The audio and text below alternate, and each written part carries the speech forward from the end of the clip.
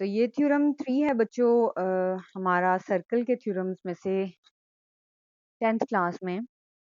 हमारा ये थ्योरम जो है वो उसमें सिर्फ 2 लॉजिक मेन जो हैं वो यूज़ हुए हैं। पहला लॉजिक है किसी भी सर्कल को जो इंटरनल पॉइंट्स हैं सेंटर में हो तो वो तो सेंटर कहलाता है उसका। अगर कोई सर्कल है उसके इंटरनल इंटरनल पॉइंट है ओ तो उसको हम सेंटर कहते हैं। लेकिन अगर कोई पॉइंट जो है वो आउटसाइड लाई कर रहा है, ठीक है, ये आउटसाइड लाई कर रहा है, ये भी आउटसाइड लाई कर रहा है सर्कल पे, तो ये इसके एक्सटर्नल पॉइंट्स होते हैं इसी सर्कल के। अब एक्सटर्नल पॉइंट में हमने एक डेफिनेशन ज़रूर पढ़नी है फिलहाल जो इस थ्योरम में यूज़ हो रही है वो है टेंजेंट की।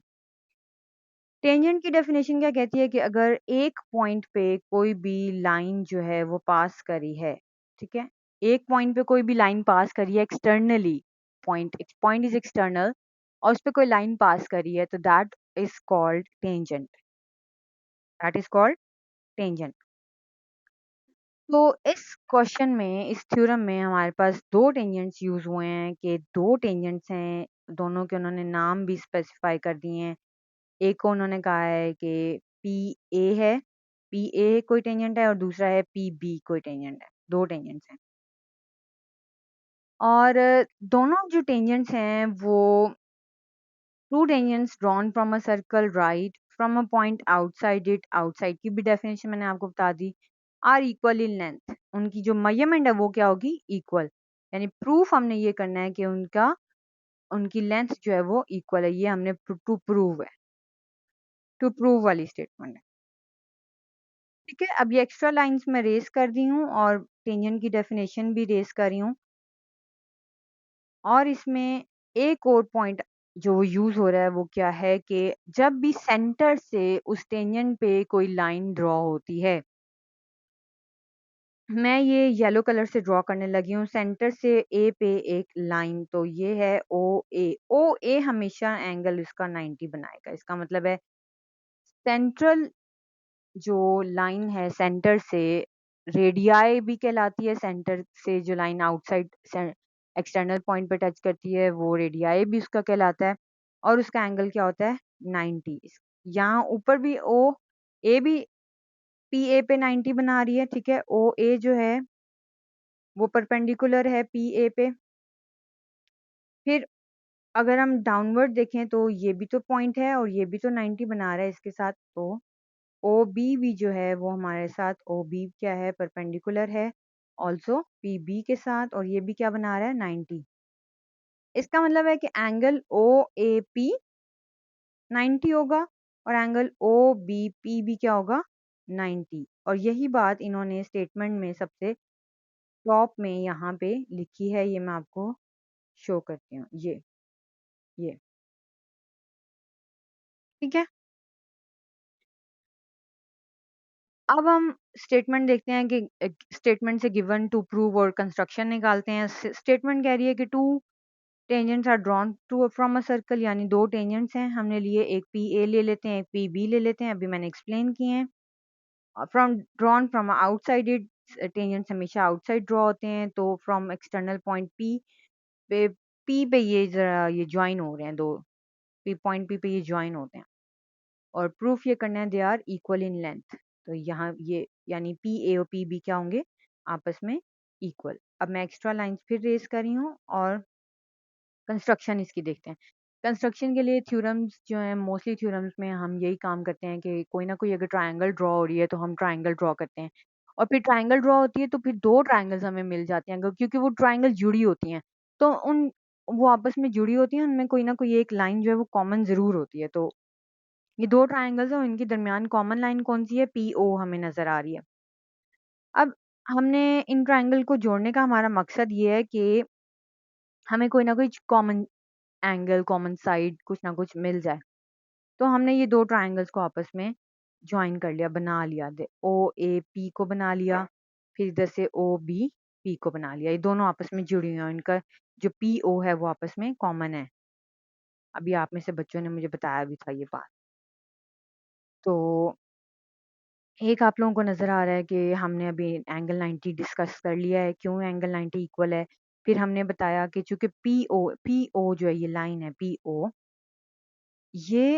बच्चों ये दोनों में कॉमन है, दोनों ट्रायंगल्स में आप देख रहे हो ट्रायंगल ऊपर वाली भी और नीचे वाली भी जिन पे मैंने डॉट्स लगाए हैं ओएपी ट्रायंगल और ओबीपी ट्रायंगल में ये पीओ ये कॉमन है। और ये कॉमन भी है, ये यहाँ पे लिख लिया और ये इसका हाइपोटेन्यूज भी है। क्यों? हाइपोटेन्यूज है क्योंकि ये 90 के ऑपोज़िट वाली जो साइड होती है, 90 के एंगल के ऑपोज़िट वाली जो साइड होती है, ठीक है? वो हमारी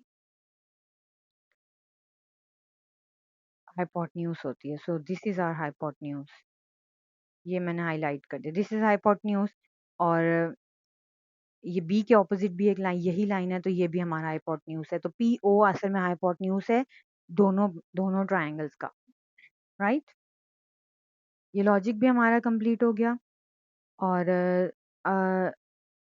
लास्ट लॉजिक है कि ओ ए और ओ बी आपस में इक्वल हैं। अब ये फिगर मैं रेस कर रही हूँ और मैं आपको बताने लगी हूँ ओ ए और ओ बी क्यों इक्वल हैं।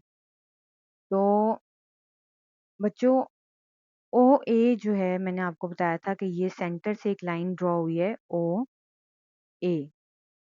अब सर्कल के सेंटर से जो उसके एक्सटर्नल पॉइंट पे टच करती है line that is called radius. तो ये इसका रेडियस है। इस तरह ओ बी भी इसका रेडियस है, ठीक है?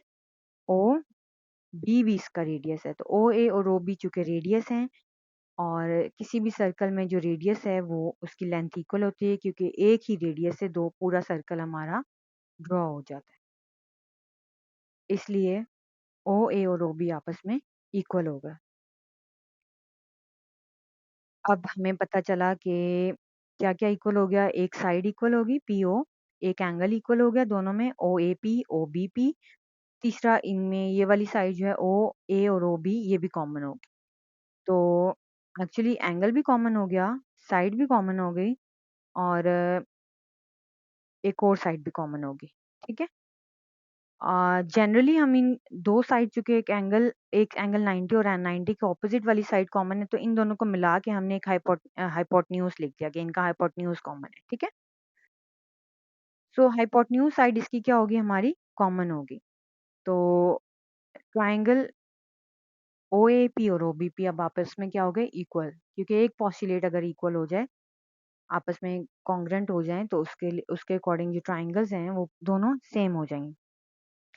अब दोनों ट्रायंगल सेम होने का असल में क्या पॉइंट हुआ? दोनों ट्रायंगल सेम होने का ये मकसद हुआ कि जो एपी है और ओबीपी है, ये आपस में सेम हो गए। इसका मतलब ये है कि जो ये आउटर इसके जो साइड्स थी जिनको हमने इक्वल करना था एक्चुअली, अब वो भी इक्वल हो जाएँगी, ठीक है? तो पीए और पीबी जो हैं वो इसके आउटर साइड्स जो थी, जो कि एक्चुअली टेंजेंट्स भी हैं ऑफ द सेम सर्कल तो ये आपस में इक्वल हो गई। तो इसी तरह ये थ्योरम हमारा प्रूफ होता है very easy as compare to other theorems आपके 9th के थ्योरम से तो ये बहुत इजी है। तो इसमें अगर आप लोगों को बच्चों कोई भी डिफ़िकल्टी है आप लोग मुझसे पूछ भी सकते हो। दोबारा मैं आप लोगों को रिस्पॉन्स करूँगी। थ्योरम आप लोगों ने याद भी करना है अच्छी तरह और इसको नोट डाउन भी करना है आप लोगों ने अपनी कॉपीज़ पे। आज के लिए इतना ही हमारा लेक्चर होगा। अगर आपका कोई क्वेश्चन है तो आप उसको कमेंट कर सकते हो बेटा।